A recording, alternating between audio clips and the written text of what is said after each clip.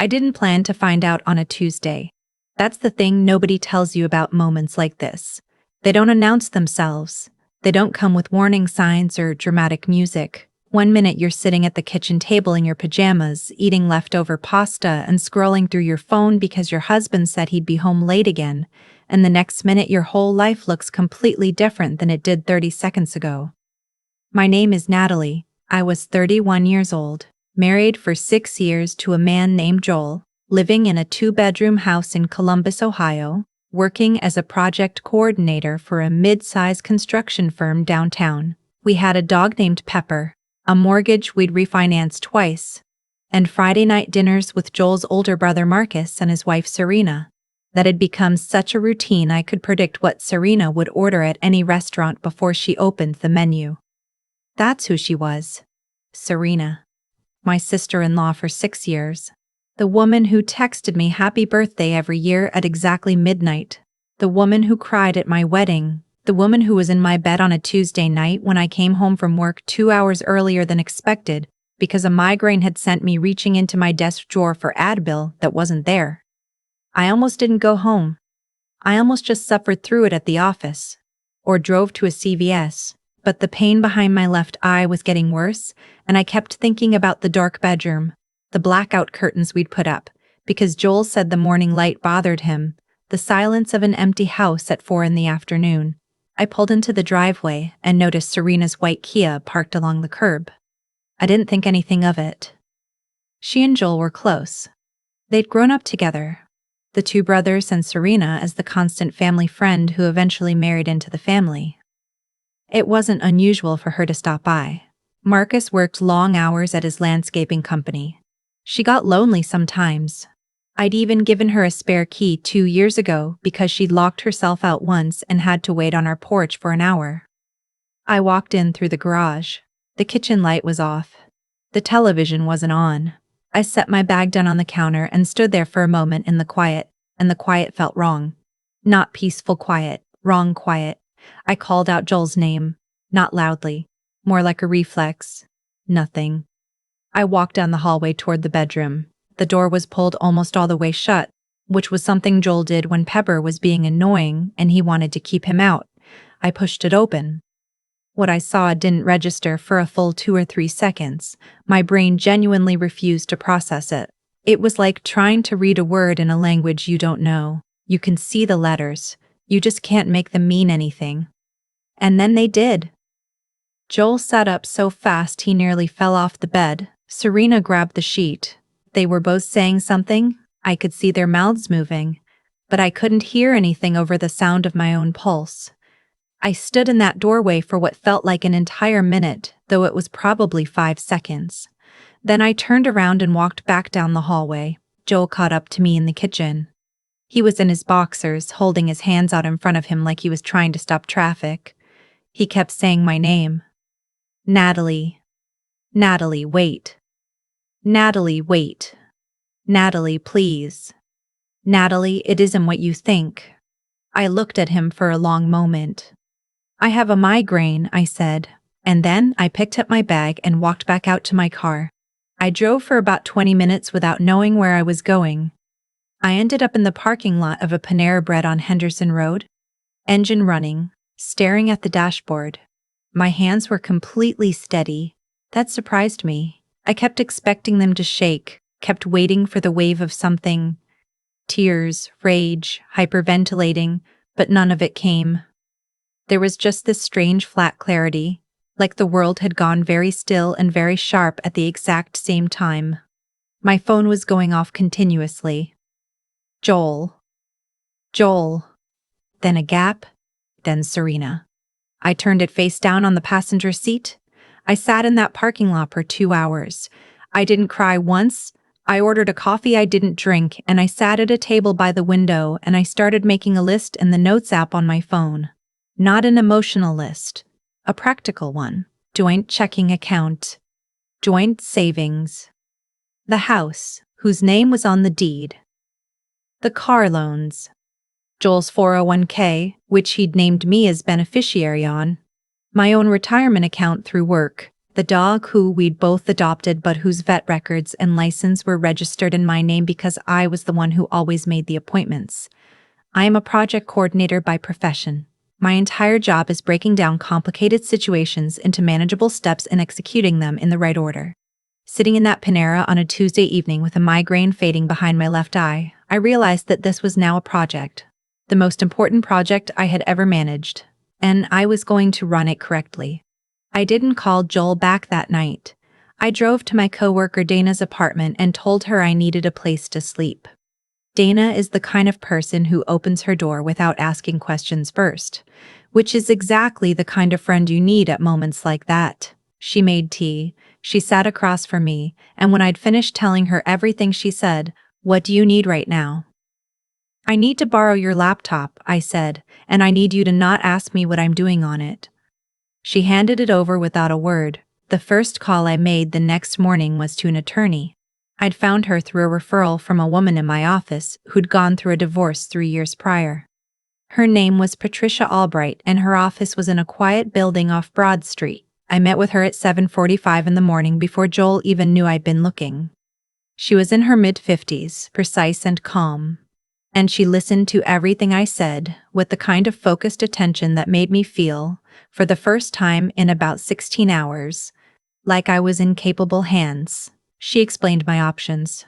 Ohio is an equitable distribution state, which means marital assets are divided fairly but not necessarily equally, based on factors like length of marriage, each spouse's contributions, and earning capacity. We'd been married 6 years. I worked full-time and made slightly more than Joel. The house had been purchased jointly with equal contributions to the down payment. She told me what to gather. Bank statements going back 12 months, tax returns, documentation of all joint assets, anything in my name that I wanted to protect. She also told me, very calmly, very matter-of-factly, that I should open a personal checking account at a different bank before I did anything else, and transfer half of what was in our joint savings into it. In Ohio, that's completely legal during a separation, as long as it's documented. She made sure I understood the line I could walk up to and where it ended. I walked out of her office with 3 pages of notes and a plan. Joel called me 11 times that first day. He texted in long paragraphs that I read once and didn't respond to. He said he was sorry. He said it had only happened twice, and then, in a later message, he changed that to a few times, which told me more than he probably intended to. He said it didn't mean anything. He said Serena had come over that afternoon to talk about something she was going through with Marcus, and that one thing had led to another, and he knew that wasn't an excuse. He knew it, but he needed me to know it wasn't something he planned. I thought about Marcus when I read that. Marcus, who had no idea. Marcus, who was probably at a job site right now directing his crew, calling someone about a delivery delay, completely unaware that his wife had been in my bedroom, and his brother had been lying to both of us. I went back and forth on that for a long time, whether to tell him. My attorney's position was that it was my personal decision and had no legal bearing on my own proceedings. My gut said that Marcus deserved to know. My hesitation was that the moment I told him, everything would explode in a way I couldn't control, and I wasn't ready for that. I needed to get my own situation stabilized first. So I waited. I went back to the house on Thursday while Joel was at work. I texted him that morning to let him know I was coming to get some things and that I expected him not to be there. He complied. I brought Dana with me, not because I needed help carrying things, but because I needed a witness and I needed to not be alone in that house. I took my clothes, my laptop, the files from the cabinet in the second bedroom where I kept important documents, my passport, my social security card, the folder where we kept insurance policies and the deed to the house and our tax returns.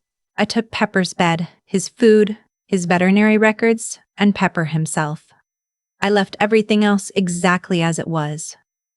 Before I left, I stood in the bedroom doorway for a moment. The bed had been remade. The room looked completely normal. There was a photo on the dresser of Joel and me on a hiking trip in the Smokies, both of us squinting into the sun, laughing at something one of us had just said. I don't remember what. I left without touching it. The hardest part wasn't the logistics. The hardest part was the phone call I got on Friday evening from Joel's mother. Her name is Donna, and I've genuinely loved that woman for 6 years. She drove 4 hours to bring us a casserole when I had my appendix out in 2022. She sends Christmas cards with handwritten notes. She remembered my coffee order. She called me from Joel's phone, which is how I knew she'd talked to him before she called me, which meant she already knew her version of the story before she asked me for mine. She said she was heartbroken about what had happened. She said she knew Joel had made a terrible mistake and she wasn't calling to defend him. And then she proceeded to, very gently, defend him. She talked about his stress at work. She talked about how Serena had been going through a difficult period in her marriage. She said this without seeming to notice what she was implying, that Serena's difficult marriage somehow explained what Serena had done inside my marriage. She said she hoped I would take some time before making any permanent decisions because these things were complicated and families were complicated, and she just hoped I would give it real thought. I listened to all of it. I did not interrupt her once. When she finished, I said, "Donna, I have always loved and respected you. That hasn't changed. But I've already made my decision and it isn't going to change. I hope you understand that isn't a reflection of how I feel about you." There was a long pause. "I understand," she said quietly. We said goodbye. I didn't hear from her again during that period, which I think was her way of respecting what I'd said, even if she didn't agree with it. 2 weeks in, Joel asked if we could meet and talk. I agreed because my attorney thought it was reasonable, and because I had things to say that I'd been composing for 14 days. We met at a coffee shop on High Street, neutral territory, a place neither of us had any particular attachment to. I got there first and chose a table near the window. He looked like he hadn't been sleeping, which I noticed but didn't comment on. He had a speech prepared. I could tell because there were moments where he'd clearly rehearsed a transition and it showed. He was sorry. He had no excuse. He knew sorry wasn't enough. He'd been talking to a therapist, he'd made an appointment, he wanted me to know that. He loved me. He didn't want to lose me. He was asking me to consider couples counseling, to not end 6 years over something he swore would never happen again. I let him finish. Then I said, "Joel, it happened more than twice. You told me that yourself in a text message. That means it wasn't a moment of weakness. That was a choice you kept making, and the fact that you made it with Serena, specifically. With someone who has been in our home, who has sat across from me at dinner every Friday, who I trusted completely. That's not something I can move past. Not because I'm incapable of forgiveness, but because I know what I need to be able to trust someone and I know that's gone." He asked if there was anything he could say or do. "No," I said, not unkindly, just clearly. He stared at the table for a while. Then he asked about Marcus, whether I was going to tell him. "I already have," I said. He looked up. I had called Marcus 2 days before that meeting. I'd asked him to meet me for coffee under a different pretense, and I'd told him in person, not over the phone, because I thought he deserved that. I told him everything I knew. I had also, at my attorney's suggestion, written down the key points of the conversation before I had it so that I could stay clear and not get pulled into an emotional spiral. Marcus had gone very quiet. He'd asked me a few questions. He thanked me for telling him. He paid for both coffees. He walked out to the parking lot and sat in his truck for a long time before he drove away. I don't know everything that happened between Marcus and Serena after that. I do know that he called an attorney of his own. I do know that Serena did not, as it turned out, simply walk away without consequences. There were 2 marriages she'd been a part of destroying, and Marcus had documentation of joint assets that told a different story than the one she'd been telling him. The divorce was finalized 4 months after that Tuesday afternoon. Ohio has a 90-day waiting period for uncontested divorces, and ours was largely uncontested. Joel didn't fight much, which I think was partly guilt and partly the advice of his own attorney, who presumably told him the facts were in his favor. We sold the house. The equity split cleanly. I got Pepper, which was the only thing I had dug in completely on, and Joel didn't contest it. I found an apartment on the north side of Columbus. A one-bedroom on the second floor with big windows and a small balcony where I put a plant I'd owned for 3 years and somehow kept alive through everything. On the day I moved in, I sat on the floor of the empty living room with Pepper's head in my lap, eating pad thai from a takeout container, and I took stock of what I had. Salary, health insurance, an apartment that was mine, a dog who trusted me completely, a retirement account I'd started at 24 that no one could touch, a lawyer I could call if I needed her, a coworker who'd opened her door at 10:30 on a Tuesday night without asking why. It wasn't nothing. It was actually quite a lot. People ask me sometimes, mostly mutual friends who are trying to navigate the wreckage of all of this, whether I regret not confronting Joel more dramatically, whether I wish I'd yelled, thrown things, said everything I was thinking in the loudest possible way. And honestly, no. The way I did it, quietly, systematically, without giving him the satisfaction of watching me fall apart, felt right for me. Not because I wasn't hurting. I was. There were nights in Dana's apartment when I'd wake up at 2 in the morning, and the reality of it would settle back onto me like something physical. 6 years. Our house. The hiking trip photos on the dresser. The dog we picked out together from a shelter in Westerville on a rainy Saturday in March. All of it restructured in an instant into something I had to grieve. But I have always believed that the best response to being underestimated is not to prove it loudly. It's to do what needs to be done, do it well, and let the results speak. Joel thought that when he asked me to stay, I might consider it. I think he genuinely believed, based on everything he thought he knew about me, that love might outweigh what he'd done.